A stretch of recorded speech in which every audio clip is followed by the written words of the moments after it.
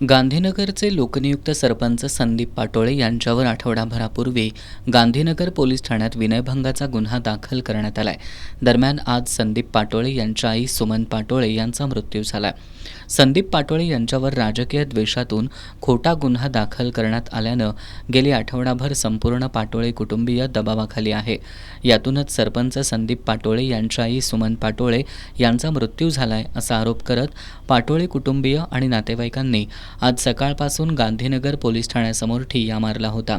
यावेळी सरपंच संदीप पाटोळे यांच्या पत्नी साक्षी पाटोळे यांनी गांधीनगरच्या ग्रामपंचायत सदस्या रीना अवघडे, अभिजित अवघडे, माजी सरपंच रितू लालवानी, रवी मालानी, लक्ष्मी दामेजा, अशोक दामेजा, अमित बटेजा, नानक संद्रानी, अविनाश हेगडे यांनी आपले पती संदीप पाटोळे यांना खोट्या गुन्ह्यात अडकवलं असून हा धक्का सहन न झाल्यानं सासूबाई सुमन पाटोळे यांचा मृत्यू झालाय असा आरोप केला।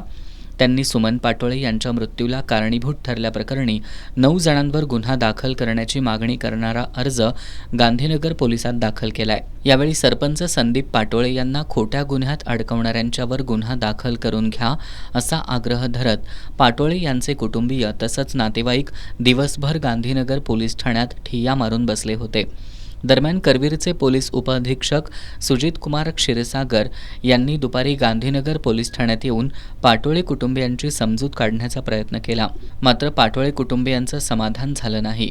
यावेळी पाटोळे यांच्या नातेवाईकांनी संदीप पाटोळे यांना खोट्या गुन्ह्यात अडकवण्यात गांधीनगर पोलीस ठाण्यातीलच एका कॉन्स्टेबलचा हात असल्याचाही आरोप केला।